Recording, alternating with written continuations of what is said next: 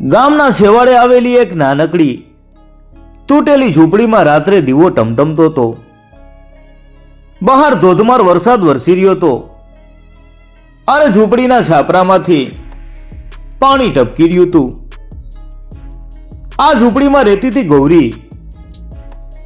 ગૌરીના કપડાં જૂના હતા, પણ એના સંસ્કાર અને એનું સ્મિત કોઈ રાજકુમારી જેવું જ ઉજ્જવળ હતું. ગૌરી નાની હતી ત્યારે જ એના માતા પિતા સ્વર્ગીય સિધાવ્યા હતા અને હવે તે તેના વૃદ્ધ દાદી સાથે રહેતી હતી. એક દિવસ ગામમાં ડંકો વાગ્યો કે પાડોશના રાજ્યના મહારાજા તેમના નાના કુંવર માટે વહુની શોધમાં નીકળ્યા છે. શરત માત્ર એક જ હતી કે જે કન્યાના હાથના બનેલા સાદા ભોજનમાં એને અમૃત જેવો સ્વાદ આવશે એને જ રાજમહેલની નાની વહુ બનાવવામાં આવશે. ગામની મોટી મોટી શ્રીમંત કન્યાઓએ જાત જાતની મીઠાઈઓ બનાવી, પણ રાજાને સંતોષ ન થયો. છેવટે ભૂખ્યા અને તરસ્યા રાજા ગૌરીની ઝૂંપડી પાસે આવી પહોંચ્યા. ગૌરીએ ખૂબ જ પ્રેમથી મહેમાનોનું સ્વાગત કર્યું. તેની પાસે કશું જ નહોતું, માત્ર થોડો બાજરો અને ડુંગળી હતી. તેણે ચૂલા ઉપર રોટલો ઘડ્યો અને સાથે લસણની ચટણી બનાવી. જ્યારે રાજાએ એ રોટલાનું પેલું બટકું મોઢામાં મૂક્યું ત્યારે તેમની આંખોમાં આંસુ આવી ગયા. એ સ્વાદમાં ગૌરીનો ત્યાગ અને મમતા હતી. રાજાએ જાહેર કર્યું કે મને મારી નાની વહુ મળી ગઈ છે. ગૌરી જ્યારે સોનાની પાલખીમાં બેસીને રાજમહેલ પહોંચી ત્યારે તેની આંખો અંજાઈ ગઈ. ઊંચા સ્તંભો, રેશમી પડદા અને ચારે બાજુ ઝળહળતા દીવાઓ. ગૌરી માટે આ બધું એક સપના જેવું હતું. મહારાજાએ તેની નાની વહુ તરીકે આવકારી, પણ મહેલની અંદર પગ મૂકતા જ ગૌરીને સમજાઈ ગયું કે અહીં માત્ર સુખ નથી પણ કાંટા પણ છે. મહેલની મોટી વહુ, જે એક અમીર ઘરની દીકરી હતી, તેને ગૌરી જરાય ગમી નહીં. તેને લાગ્યું કે એક ગરીબ છોકરી તેની બરાબરી કેવી રીતે કરી શકે. તેણે મનોમન નક્કી કર્યું કે તે ગૌરીને મહેલમાંથી બહાર કાઢીને જ રહેશે. મોટી વહુએ ગૌરીને નીચી દેખાડવા માટે એક કાવતરું ઘડ્યું. મહેલમાં મોટો ઉત્સવ હતો, જ્યાં ગૌરીએ બધા મહેમાનો માટે મીઠાઈ બનાવવાની હતી. ગૌરી આખી રાત જાગીને મહેનતથી ખીર બનાવી રહી હતી. જ્યારે ગૌરી થાકીને થોડી વાર માટે પાછળ ફેરી ત્યારે મોટી વહુએ ચૂપકેથી તે ખીરમાં મુઠ્ઠી ભરીને મીઠું નાખી દીધું. ગૌરીને આ વાતની જાણ નહોતી. પીરસવાનો સમય થયો ત્યારે ગૌરીના હાથ ધ્રુજતા હતા. રાજા અને મહેમાનો ખીર ચાખવા જતા હતા કે ગૌરીની નજર મોટી વહુના કુટિલ સ્મિત ઉપર પડી. તેને કંઈક અજુગતું લાગ્યું. તેણે હિંમત કરી અને રાજાનો હાથ પકડ્યો અને કહ્યું કે ક્ષમા કરજો મહારાજ, આ ખીર પીરસતા પહેલા મારે એકવાર ચાખવી છે. જેવી તેણે ખીર ચાખી તેની આંખોમાં આંસુ આવી ગયા. ખીર તો ખારી ઝેર જેવી હતી. જો રાજા આ ખીર ખાત તો ગૌરીને તે જ ક્ષણે મહેલમાંથી કાઢી મૂકવામાં આવત. ગૌરી ગભરાઈ ગઈ, પણ તેણે હિંમત હારી નહીં. ખીર ખારી ઝેર જેવી હતી અને સભામાં સન્નાટો છવાઈ ગયો હતો. મોટી વહુના ચહેરા ઉપર વિજયનું સ્મિત હતું. તેણે જોરથી કહ્યું કે જુઓ મહારાજ, આ ગરીબ છોકરીને રસોઈના ઠેકાણા નથી. એ આપણા કુળની લાજ કાઢશે. ગૌરીની આંખોમાંથી દળદળ આંસુ વહી રહ્યા હતા, પણ તેણે હાર ન માની. તેને પોતાની દાદીની વાત યાદ આવી કે બેટા,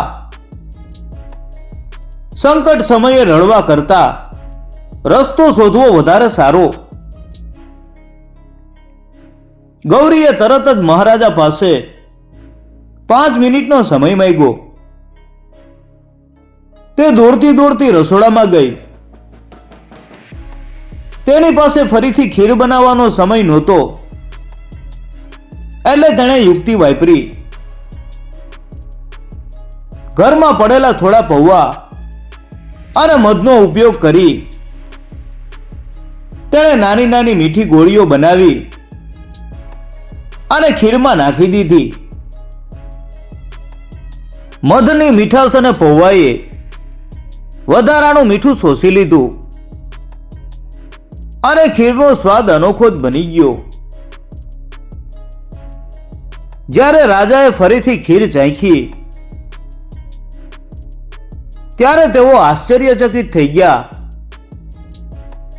તેમણે કહ્યું કે મેં આવી સ્વાદિષ્ટ અને અલગ પ્રકારની ખીર ક્યારેય નથી ખાધી. મહેમાનો પણ ગૌરીના વખાણ કરવા લાગ્યા. મોટી વહુનો ચહેરો ઉતરી ગયો, પણ આ તો માત્ર શરૂઆત હતી. મોટી વહુએ હવે ગૌરીને ચોરીના આડમાં ફસાવવાનું નક્કી કર્યું. તેણે રાણીનો કિંમતી હીરાનો હાર ચોરી અને ગૌરીની પેટીમાં છુપાવી દીધો. બીજા દિવસે સવારે જ્યારે સૈનિકો તપાસ કરવા આવ્યા અને ગૌરીની પેટી ખોલી ત્યારે તેમાંથી ચમકતો હાર નીકળ્યો. આખો મહેલ સ્તબ્ધ થઈ ગયો. મહારાજાની આંખોમાં ક્રોધ હતો અને ગૌરી નિસહાય ઊભી હતી. રાજસભામાં ગૌરી અપરાધીની જેમ ઊભી હતી. હાર ગૌરીની પેટીમાંથી મળ્યો હોવાથી રાજા ખૂબ ક્રોધિત હતા.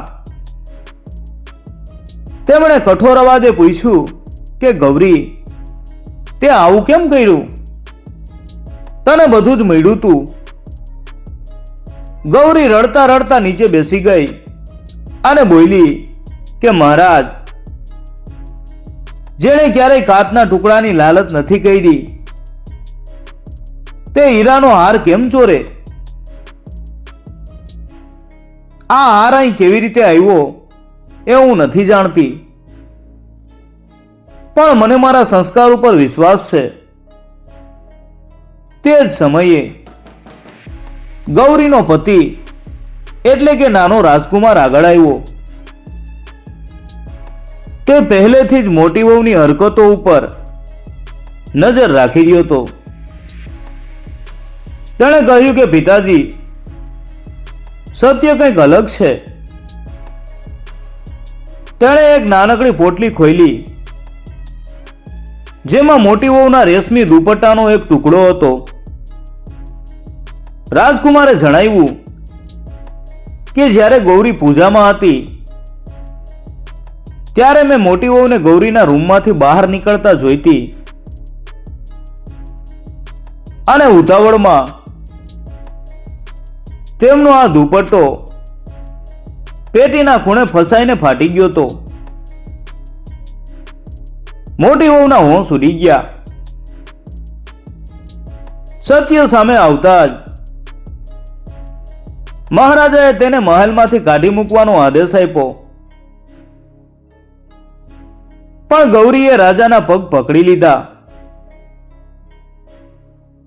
ગૌરીએ ધ્રુજતા અવાજે કહ્યું કે ના મહારાજ, તેમને માફ કરી દો. પરિવાર તૂટવો ન જોઈએ. વેરથી વેર નથી સમતું, પ્રેમથી સમે છે. ગૌરીની આ ઉદારતા જોઈ આખા મહેલની આંખો ભીની થઈ ગઈ. મોટી વહુ ગૌરીના પગમાં પડી ગઈ અને પોતાની ભૂલ સ્વીકારી લીધી. ગૌરી હવે માત્ર નામની જ નહીં પણ સાચા અર્થમાં મહેલની રાણી બની ગઈ હતી. ગરીબ ઝૂંપડીમાંથી આવેલી એ છોકરીએ પોતાના પ્રેમ અને ધૈર્યથી આખા રાજમહેલને જીતી લીધો. આ વાર્તા આપણને શીખવે છે કે મુસીબત ગમે એટલી મોટી હોય, જો માણસ પોતાના સંસ્કાર, સચ્ચાઈ અને ધૈર્ય ન છોડે તો ગરીબીના અંધકારમાંથી પણ મહેલ જેવો પ્રકાશ મેળવી શકાય છે. ક્ષમા એ સૌથી મોટું શસ્ત્ર છે.